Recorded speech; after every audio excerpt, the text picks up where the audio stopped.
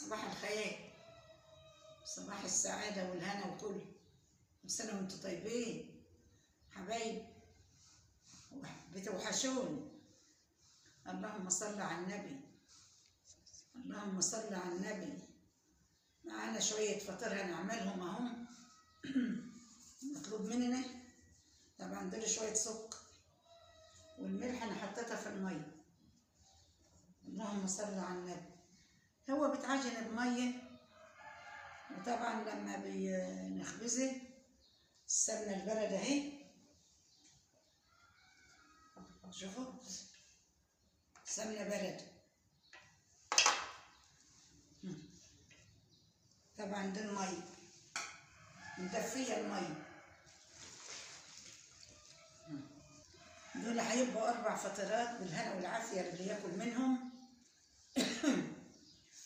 طبعا اللي طالب عاوز بالسمنة البلد والقشطة قال يا حاج اعملي لنا السمنة البلدي وتحط على وشها قشطة كده، قلت حاضر. والصلاة على النبي ومدفية المية اهي. اللهم صل على حضرة النبي. اصلح ما بين ايدينا يا رب، يا رب اصلح ما بين ايدينا يا رب. اللهم صل على النبي. حبايبنا اللي معانا شوفوا بالصلاة على النبي. طبعا الدقيق ده احنا شارينا للفطير مخصوص، اسمه دقيق مرو، عشان اللي تعمل وراي ما تقولش الولية دي كداب. بنروح المحل نجيبه، اسمه دقيق مرو اهو بالصلاة على النبي. طبعا انتوا شايفينها على النت وبيبقى حلو خالص. اللهم صل على النبي. الناس لما شافوه قعدوا بيطلبوه مني بعمل لهم على طول. اللهم صل على النبي. زد وبارك يا رب، يا رب احسن ختام، يا رب اصلح ما بين ايدينا. اللهم صل على النبي. شوفوا يا حبايبي، شوفوا شوفوا. اشهد لا اله الا الله واشهد ان محمد رسول الله. نبينا فيك علي وعجيني بين ايديا قبل الشهد يا صبي. شهدت فيك تزيد تطرح جميع البركة فيك يا عجين الإسلام. أشهد لا إله إلا الله وأشهد أن محمد رسول الله. يا بركة رسول الله اصلح ما بين إيدينا يا رب، يا رب عليك انصلاح الحال. أشهد لا إله إلا الله وأشهد أن محمد رسول الله. زد في ربانك كما زدت في فدانك يجعل حبيبي النبي محمد كيال. اللهم صل على جمال النبي، اللهم صل على حضرة النبي. شوف العجين العسل ده الدنكة تعجني فيه كده لما يبقى زي الملبن في ايدك. شوفوا اهو. شوف العجين بالصلاة على النبي. زي كده زد في ربانك كما زدت في فدانك يا حبيبي النبي محمد كيال. يا عجين الصبية زيد من الربعين. اللهم صل على حضرة النبي. اصلح ما بين ايدينا يا رب. يجعلك في الوش الجوهرة في الحنك سكر على كل من ياكل منه. اللهم صل على النبي. يجعلك بالهنا والعافية، يجعلك بالهنا والعافية على اللي ياكل منه. شوفوا العجين، شوفوا العجين الدنكة تعجني فيه لما يبقى عسل كده. شوفوا اهو ينطاب اهو. على حبيب النبي. اصلح ما بين ايدينا يا رب. جعل في الوش جوهرة في الحنك سكر على كل اللي ياكل منه، ويورد عليه بألف هنا وعافية بالصلاة على النبي، بالصلاة على حضرة النبي. بدأنا بقى خلصنا عجين، وجت امي ندهت عليا وجبت بقى شويه زيت كده حطيتهم على الطبليه. كانت امي بقى قطعت الفطير ده وسابته اللي هو يرتاح شويه، يعني رفع شويه كده، مش خبزناها على طول عشان يفرد معانا على طول بطريقه سهله وبسيطه كده ما ناخدش وقت. اللهم صل على حضره النبي. هو الخبز ما باخدش وقت في اي حاجه. اللي طلب الفطير يا جماعه، الاوردرات النهارده دي طلب ليكوا الفطير بالسمنه البلدي والقشطه. ليه؟ اللي جربوا قبل كده جربوا تاني وتالت ورابع، هو حابين اللي هم ياكلوا الفطير بالسمنه البلدي والقشطه. قالوا احنا خدناه قبل كده يا سهير، بس بسم الله ما شاء الله كان طعمه تحفه وحكايه. قلت لا احنا ما بنعملش حاجه وتطلع وحشه، احنا بنعمل حاجه وتطلع مظبوطه، عشان اللي ياخد مننا حاجه يعيدها مره واتنين وتلاته ويعيدها على طول يا جماعه. انطلب مننا بالليل يا سهيرة عايزين فطير، قلت لهم حاضر من عينينا الاتنين. وعلى فكرة يا جماعة اللي طلب فطير برضو جاب لنا عايز يعني جاب برضو ايه طلبات الجرس، قال يا سهير احنا عايزين جرس، عايزين جرس تعملوها لنا. قلنا ماشي، انتوا اللي انتوا عايزينه عنينا لكم. جابوا لنا الدقيق برضو. المهم احنا بدأنا بالفطير الأول. ليه هو طلب فطير قال اعملوا لي الفطير الاول واعملوا الجرس. قلت لا، هي حاجه واحده هتتعمل النهارده لسبب انا معايا شغل برضو لناس تاني، مش ينفع ان انا ايه هعطل برضو الناس اللي مديها كلمه، لازم ده حاجه وده حاجه. قال خلاص خلي الفطير النهارده وخلي لنا ايه اللي احنا الجرس تبقى بكره، بس المهم في الحالتين تعمل لنا جرس يسار. قلت له حاضر.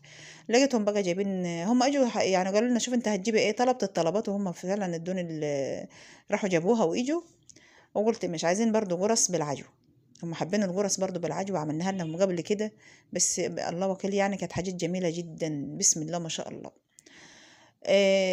قلت خلاص ماشي. قعدت انا وامي كده، قالت لي سيب اللي في ايدك يا سوري الاول وتعالى نخلص الفطير عشان ايه نبدا نشوف حاجات الناس اللي معانا برضو التانية ديت، ليه اللي طالبه برضو الحاجه اللي احنا هنعملها طالباها على اخر النهار، يعني ديت احنا بدانا فيها من الصبح.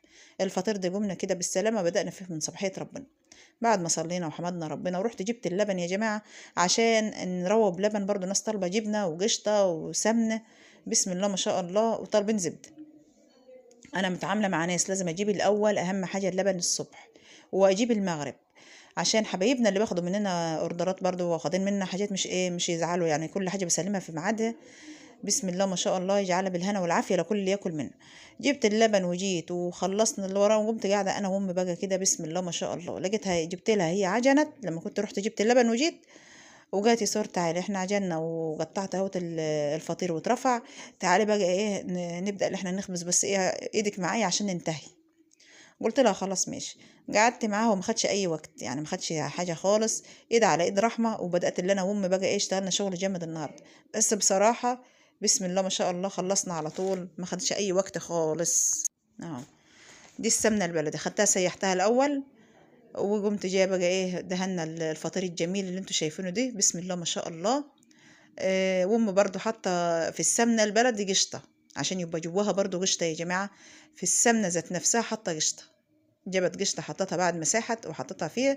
وقالت يسار عشان ايه، قلت لها طب ما تبقى على الوش برضو، قالت لا تبقى في العجينه من جوه وتبقى فوق، احنا عشان نعمل الحاجه الحلوه ديت لحبايبنا وياكلوا احلى فطير النهارده من ايدينا يا سوير. قلت لها خلاص ماشي ايه اللي انت شايفاه، انا كان في دماغي الا القشطه بس تبقى على الوش وخلاص. قالت لا انا سيحت السمنه، وبصراحه حطت قشطه في السمنه بس حطتها بسم الله ما شاء الله، حطت كميه حلوه في السمنه، هي عايزه الفطيره من جوه ومن بره يبقى لها طعم. قالت لي بدل هما طالبين بالسمنه البلد وطالبين بالقشطه يا نعمل حاجه حلوه يا ما نعملش. قلت لها خلاص لا، امي بصراحه يعني بتعامل ربنا يا جماعه، قالت لا هما كل واحد واخد بفلوسه يبقى ياخدوا حاجه حلوه وحاجه بسم الله ما شاء الله كده. اهو شفتوا وديتها بقى عند الفرن بعد ما خبزنا وخلصنا.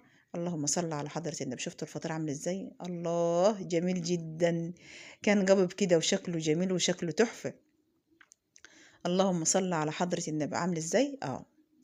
دهنا برضو هي حطت على وشه القشطة برضو قبل ما يدخل الفرن، وجبت لها بقيت الفطير جنبها. المهم انا جبت لها كل حاجة ورجيت انا وهي بقى قعدنا عند الفرن كده وبدأت اللي انا اصور. المهم الطلبية دي لازم تتسلم قبل الظهر يا جماعة، طلبت الفطير ديت الاوردرات الجميله اللي انتوا شايفينها دي لازم تتسلم قبل الظهر.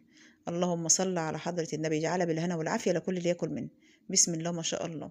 ما خدش وقت نهائي، انا وهي على طول واستلمنا الحاجات الجميله ديت وخلصناها. وحتى وانا بسوي برضو وامي جات يسرني على حبايبنا عشان ايه يجي ياخدوا الفطير. قلت لها لما تخلصي، قالت لا انا يا دوبك هخلص وهم هيجي، عشان هم في ناس من بره البلد وفي ناس من هنا ومن هنا، يعني ايه رن على اللي طالبين الفطير يجي ياخدوه. يا تشوفي ما كانوش جايين نبعته لهم، هم هيجوا. انا بصراحه قلت لها ماشي، هم كده كده قالوا خلصي ورن علينا وقت ما هم يجوا بقى براحتهم، اجوا مواصلات اجوا بعربيه اجوا بتوك توك، المهم هم كده كده جايين ما جوش. انا قلت لهم هبعتهم لهم مع ناس معرفه وكده. قالوا ماشي ابعتي لنا يا سوير. خلتها خلصت كده على مهلها وبدات اللي انا ايه قلت لها لما تخلصي هنبعتها لهم يوم. جبت لها برضو القشطه، كانت خلصت كميه القشطه اللي معاها على الفطير اللي داخل الفرن دي. وكانت مالية الطبق عامة عشان كانت حطت في السمنة البلدي فطير. قالت لي يا سور املي الطبق تاني وهاتيه وتعالي ليا بقى عند الفرن كده عشان ايه نحط على وش الفطير برضو، واحنا عايزين يبقى الفطير النهارده طعمه تحفة وطعمه حكاية بسم الله ما شاء الله. شفت عامل ازاي، هي دهنت وشه كله كل الفطير من على كل صينيه نحطها في الفرن دهنه وشها قشطه، ما حطيتش والله يا جماعه الا القشطه بس، عشان ما حدش يقول ده حط حاجه تانية او كده، والله هي القشطه بس. احنا بنعامل ربنا مش بنعامل حد تاني لسبب، هو كل واحد واخد بفلوسه، يبقى الحاجه تتعامل صح وتتعامل بما يرضي الله. اهو خدت الطبق، قلت لها لو انت عايزه تاني اجيب لك، قالت لا هيكفي، هيكفي الفطرتين، هما لسه عامه فطرتين اتنين، جات ادي فطيره ولسه واحده، ولو انا عايزه تاني هجيب، بس ايه نخلص حاجه حاجه كده. قلت لها خلاص ماشي اللي انت شايفاه. ما خدش وقت نهائي يعني، على طول ربنا سهلها كده وخلصنا. وهنبدأ برضو أم جاتي صار لو الوقت، لو اللي احنا نعمل النهاردة الجرس، قلت لها لا مش هنفضل النهاردة للجرس لسبب معنا شغل تاني لناس تانية، كفاية الحاجة دي تمشي النهاردة كده لأصحابها بالهنا والعافية، وبعد كده ايه نبقى نبدأ بقى بكرة على الجرس. الجرس لازم يبقى لها يوم من أوله كده، عشان ايه الجرس برضو ايه بتاخد وقت لسبب يعني، بتعوز تتسوى على الهيني إيه ونبقى براحتنا كده. قالت خلاص ماشي. بدأنا بالفطير الأول، ولسه بقى دور الجرس بكرة إن شاء الله. شفت عاملة إزاي؟ أمي جبت لها المقصوصة، لازم تقلب كده من برضه تشوفها من تحت، يا ترى الأرضية حلوة ولا يا ترى في إيه، تطمن كل شوية بتطمن على أرضية الفطيرة عشان ما تبقاش بيضة قوي ولا تبقى محروقة قوي، تبقى مظبوطة في الوسط، مرة تهدي مرة تعلي مرة كده يعني إيه، هي ظبطتها يعني إيه، بسم الله ما شاء الله. اه جبت كل حاجة جنبها وقعدت كده، وقالت يا سورة هاتي بقى وتعالي. اه ده الفطرتين طلعوا، ولسه برضو اللي في الفرن. المهم هي ايه، هي بتقول لو في صواني تانية يا سور كنت مليت الصواني مرة واحدة وخلاص، قلت لها ما فيش الا هم دول، هم التلاتة دول اللي عندي، عايزة الصينية التانية الصغيرة، بس الصينية التانية الصغيرة مش نفس المقاس اللي هي ايه اللي هيتحط عليها الفطيرة، يعني هي صغيرة شوية، انما الصواني ديت مقاسات حلوة واخدة الفطير، في صغيرة وفي كبيرة وفي الوسط. قلت لها لا دول حلوين. قالت لي طب ما تجيبي التاني، قلت لها لا دول حلوين، احنا هنغيب شوية في التسوية مش مشكلة، بس بسم الله ما شاء الله. اه شفت عامل ازاي، لون ذهبي ولونه جميل جدا. بصراحة يا جماعة انا لو مش صايمة انا كنت كلت كنت اخدت حاجة بسيطة كده، بس ما في مش عرفت اصلا، انا كنت بشم كده انا وامي، بس كانت الريحة جميلة. انا لو مش صايمين انا وامي الستة كنت خليتها عملت لنا واحدة كمان وياهم، وكنا ايه اتغدينا. بس ده حلاوته اللي هو بيتاكل سخن يا جماعة، مش بسيبه للمغرب، لما نكون عاملين فطير بناكله الظهرية على طول في الغدا، انما انا مش هسيبه للمغرب يبرد وكده وارجع تاني اسخن في فرن البوتاجاز، لا انا بناكلها على طول. قلت لما نفطر كده وان شاء الله شهر الستة يعدي كده وايام الجميلة اللي احنا صايمينها ديت ربنا تقبل مننا، نعمل لنا فطيرة حلوة كده يوم ما ناكلها يعني. قالت عادي، بس ننفذ اليومين دول كده وربنا يعديها على خير. اللهم صل على حضرة النبي. شفتوا اهو، جبت الصينية الكبيرة ديت يا دوبك خدت التلاتة همن، وادي اتنين همن، بسم الله ما شاء الله. اللهم صل على حضرة النبي، يجعل بالهنا والعافية لكل اللي ياكل منه. اللهم صل على حضرة النبي. شفتوا بسم الله اهو، بوريكم الحاجات الجميلة كده بس مش اكتر، يجعلها بالهنا والعافية.